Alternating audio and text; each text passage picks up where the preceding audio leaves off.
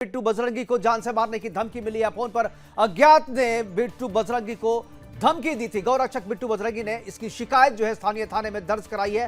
Phone पर उस व्यक्ति ने धमकी दी थी और धमकी के बाद पुलिस में शिकायत की गई, मामला दर्ज करवाया गया, एफआईआर दर्ज कर ली गई है और जिसने शिकायत की थी, जिसने धमकी दी थी, उसे पुलिस ने गिरफ्तार भी कर लिया। मेवात से आया तो तुझे जिंदा नहीं छोड़ेंगे। आपको मैं बता दूं कि बिट्टू बजरंगी को पिछले साल जब नूह में ब्रिजमंडल यात्रा निकाली जाती है, वहां महाभारत कालीन नल्लड़ शिव मंदिर है, वहां की ब्रिजमंडल यात्रा हर एक साल निकाली जाती है और उस शिव यात्रा जो नल्लड़ शिव मंदिर की यात्रा जो है, ब्रिजमंडल यात्रा के दौरान जो है बिट्टू बजरंगी को पिछले साल भी धमकी मिली थी और इस बार भी उन्हें धमकी मिली है और इस बार जान से मारने की धमकी मिली है। कहा गया है कि अगर आप मेवात आते हो तो जान से मार दिया जाएगा, गोली मार देगा। साथ ही 1 लाख रुपए की फिरौती भी मांगी गई कि अगर जान बचाना चाहते तो 1 लाख रुपया जो है हमें दे दो, तब तुम्हारी जान बख्श दी जाएगी। और इसकी शिकायत बिट्टू बजरंगी ने स्थानीय थाने से किया। थाने के बाद शिकायत दर्ज कर लेने के बाद फोन को ट्रेस किया गया। फोन को ट्रेस करने के बाद पुलिस ने आरोपी को, फोन करने वाले आरोपी को गिरफ्तार कर लिया है और फिलहाल मामला जो है अभी शांत। मेवात में 31 जुलाई को फैली थी हिंसा। आपको पिछले साल बताऊं, पिछले साल 31 जुलाई को यहां पर हिंसा फैल गई थी। हरियाणा पुलिस ने मामले में एफआईआर की और करीब 5 लोगों की इस हिंसा में मौत हो गई थी। 100 से ज्यादा एफआईआर दर्ज किए गए थे और दर्जनों लोग जो है वो घायल हुए थे। सैकड़ों गाड़ियां जला दी गई थी। नूह, फरीदाबाद, गुरुग्राम, पलवल, रेवाड़ी में भी एफआईआर दर्ज किए गए थे और पूरे हरियाणा में इसका लेकर के तनाव की स्थिति बन गई थी। और इस बार प्रशासन जो है वो सजग है पहले से ही। नूह में सबसे ज्यादा, जो पिछले साल जो घटना हुई थी, तो नूह में सबसे ज्यादा 60 एफआईआर दर्ज कराई गई थी। सोशल मीडिया पर भी अफवाह फैलाने के लिए 11 एफआईआर दर्ज की गई थी। 300 से ज्यादा लोगों को गिरफ्तार किया गया था और पूछताछ के बाद जो है फिर उन्हें छोड़ा गया था। नूह में 250 लोगों को गिरफ्तार किया गया था हिंसा के बाद से। और बिट्टू बजरंगी को जो जान से मारने की धमकी मिली है, उसके बाद हमने बिट्टू से बात की और अभी हमारे साथ लाइव बिट्टू बजरंगी जुड़े हैं। एक बार फिर से मैं बिट्टू के पास जाना चाहूंगा। बिट्टू, अगर आपको आवाज मिल पा रही है तो जरा विस्तार से बताएं कि क्या हुआ था, कौन था वो शख्स जो आपको धमकी दिया और धमकी पर उसने क्या बोला और उसके बाद आपने क्या किया। बिट्टू, अगर आवाज आ रही है तो। नमस्कार जी, धन्यवाद।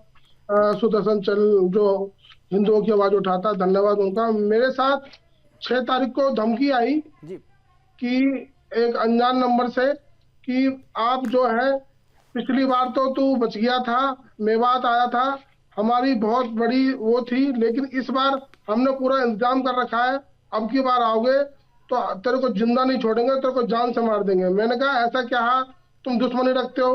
कह रहे नहीं, पिछली बार तो हमारे मंसूबे नाकामयाब हुए थे, अब की बार तुझे जिंदा नहीं छोड़ेंगे चाहे कुछ भी हो जाए। और हमने पूरा बंदोबस्त, पूरी तैयारी कर रखी है। ये सारी चीजें अभी से ही, अभी तो मैंने कुछ बोला भी नहीं है। मेरे से छोटे से बयान को लेकर इतना बड़ा वो कर दिया उन्होंने, घटना को अंजाम दिया और मुझे बदनाम करने की कोशिश की और कर रहे हैं अब भी।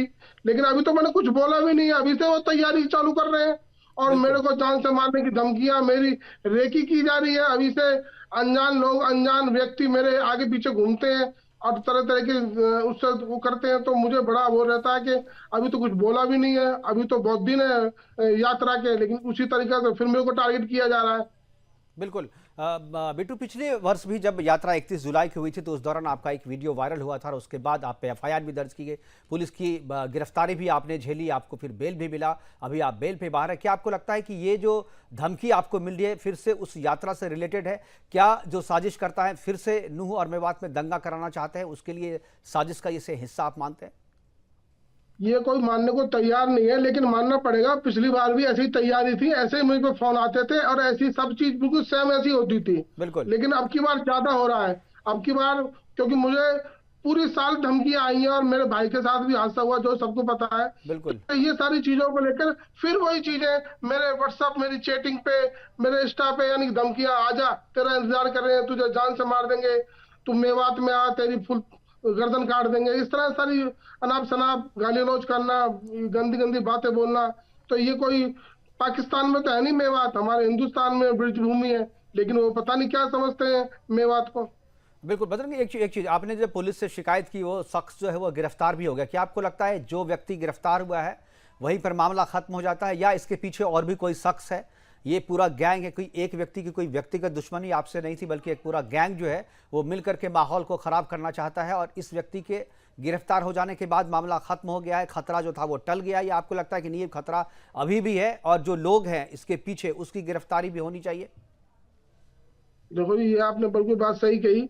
ये पूछा पूरा इनका एक गिरोह है, और जिन्होंने पहले भी हमारे साइबर क्राइम के जो रिकॉर्ड रूम को चलाया, ये सारी बड़ी तैयारी बड़े पैमाने पे पहले से होती है। और बाहर की जो पाकिस्तान है उसका भी संबंध आया, यहाँ की जो आईएसआई वो है इनकी पाकिस्तानी, उनका भी नाम आया। तो ये सारी चीजें लेके पूरा इनका गिरोह है, और इसमें ये नेता भी हैं यहाँ के। सबसे बिल्कुल। जो जिम्मेदार है वो वहाँ के नेता हैं, इकबाल, आफ्ताब और ये मोमन खान, ये सारे जो हैं ये भी इसके जिम्मेदार हैं कि अभी से बोल रहे हैं कि यात्रा नहीं होनी चाहिए, ये है, और आओ तो शांति से आओ। हम तो शांति से ही आते हैं, लेकिन तुम ये सारी चीजें बता के दोबारा से माहौल को वो खराब करना चाह रहे हैं, और फिर हमको बदनाम करेंगे कि भाई तुम्हारे कहने से ये हुआ। मैं तो धन्यवाद करूंगा फरीदाबाद पुलिस का कि देर आए दुरुस्त आए, अब की बार गिरफ्तार किया, और वो अभी क्या उस पर कार्रवाई होती है ये प्रशासन का वो है, लेकिन उसको अरेस्ट तो किया, उठाया तो सही। कि इस तरह की कोई किसी को धमकी दे दे जान से मारने की, और भी ये पैसे दे दो, ये इस तरह की चीज बर्दाश्त होनी है कि कानून में सबके लिए अधिकार है बराबर। बिल्कुल, आपने ममन खान का नाम लिया। पिछली बार भी जो दंगा हुआ था उसमें भी ममन खान का नाम आया था, पुलिस ने डिटेन भी किया था। भाई साहब, जी, आफ्ताब अहमद, मोमन खान और तीसरा विधायक, और मेन ये है, मैं पार्टीबाजी की बात नहीं कर रहा, लेकिन मेन जड़ मोमन खान और आफ्ताब अहमद जो वहाँ के विधायक हैं, वो ही है एक जड़। और वो अंदर खाने क्या बात कर रहे हैं, क्या चीज कर रहे हैं, इनकी पूरी जांच होनी चाहिए, इनके फोन ट्रेस होने चाहिए। और लेकिन वही बात है, उसको जमानत मिल गई जल्द से, जिसने जिसने सबूत पूरे उसमें भवन में बोला कि प्यास से तोड़ देंगे और अब की बार मेवात में आना, तो वो चीज को उसने करके दिखाया, मेवाती को भड़काया उसने, और वो भड़काए में आए तो इतना बड़ा हादसा हुआ ये सारी चीजों लेके। बिट्टू, क्या इस बार भी जो ब्रजमंडल यात्रा होने वाली है, क्या उस यात्रा में आप जाएंगे? यात्रा की तैयारी है, जो लोग जाना चाहते हैं, क्योंकि ये हर साल होता है, तो क्या आप इस यात्रा में जाएंगे इस बार? सबका अधिकार है, कोई पूरे देश में कहीं भी मंदिर में कहीं भी पूजा अर्चना कर सकता है, या कोई धर्म का आदमी हो, कोई कहीं भी पूजा कर सकता है। लेकिन मेरे जो जमानत हुई थी उसमें बेल ऑर्डर में लिखाया था कि आप बगैर परमिशन के आप मेवात में आओगे नहीं, बेल ऑर्डर में मेरे लिखा हुआ है। तो उसको लेकर मैं आपको बताऊंगा, ये मेरे पास नू मेवात की ये एप्लीकेशन है। ओके, बिल्कुल बिल्कुल, देख लिया मैंने। मैंने एसपी साहब है हमारे मेवात के, उनको, और फरीदाबाद के पुलिस कमिश्नर, और हरियाणा चंडीगढ़ मुख्यमंत्री सीएम साहब, इन सबको मैंने मेल कर दी है, और व्हाट्सएप पे भी और वैसे भी माध्यम से मैं बोल रहा हूँ कि एक तो मेरी सुरक्षा की पर्याप्त वो हो, क्योंकि एक पुलिसमैन से कुछ नहीं, क्योंकि उनके पास आधुनिक हथियार होते हैं। बिल्कुल। तो ये सारी चीजों को लेकर, और मेरी इस मांग को स्वीकार किया जाएगा, मुझे अनुमति दी जाएगी वहां पर। मुझे बिल्कुल, आपने वहां जाने की अनुमति प्रशासन से मांगी है कि मुझे वहां जाने की इजाजत दी जाए? बिल्कुल, कानून से बड़ा कोई नहीं है। अगर मुझे अनुमति देगी सरकार और प्रशासन और वहाँ के हमारे एसपी साहब, तो मैं जरूर जाऊंगा, और कानून से बड़ा कोई नहीं। अगर इजाजत नहीं देंगे तो मैं हाई कोर्ट जाऊंगा और पूछूंगा कि पूजा करने के लिए क्या कोई विशेष अलग से एक कानून हुआ है कि भी उसको वहां जाना और वहां नहीं जाना। बिल्कुल। एक चीज में आखिरी सवाल, आपकी सुरक्षा का क्या इंतजाम है? आपको लगातार धमकियां मिल रही है, आपको फोन पे भी धमकियां मिल रही है, अभी तो गिरफ्तार कर लिया गया उस व्यक्ति को, लेकिन खतरा अभी टला नहीं है। आपके पास सुरक्षा के क्या इंतजाम है और आप सरकार से और क्या मांग करते हैं?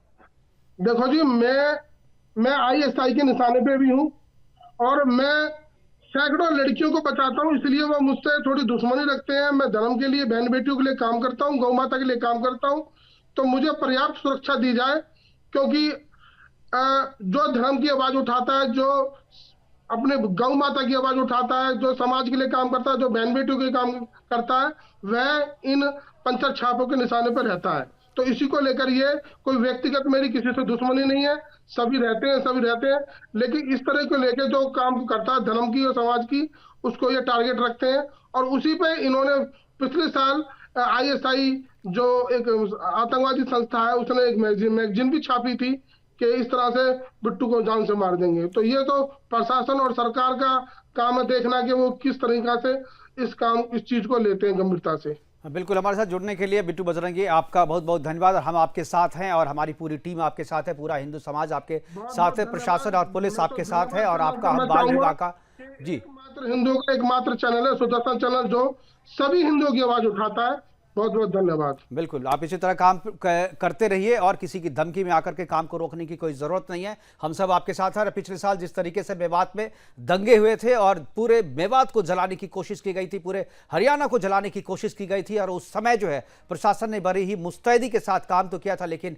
उसके बाद भी 5 लोग की वहां पर मौत हो गई थी, हत्या हो गई थी। इस बार मैं बिट्टू में आखिरी सवाल आपसे पूछूंगा, क्या अगर इजाजत नहीं मिलती है आपको तो क्या कानून का पालन करके आप रह जाएंगे या आखिरी वक्त तक आप लड़ेंगे? देखो जी, संविधान से बड़ा कोई नहीं है और वह हमारा मंदिर है। हम उसकी पूजा करते हैं, संविधान की और कानून की। कानून से और संविधान से बड़ा कोई नहीं है। हम उसका पालन करेंगे, जो भी आदेश देगा। लेकिन मैं ये जरूर पूछूंगा, अगर मुझे रोका गया तो किसके तहत, किसकी साजिश के तहत, और बिल्कुल पूजा करने की अनुमति किसको वहां पे है और किसको नहीं है, ये बिल्कुल सारी चीजें मैं कोर्ट के माध्यम से पूछूंगा।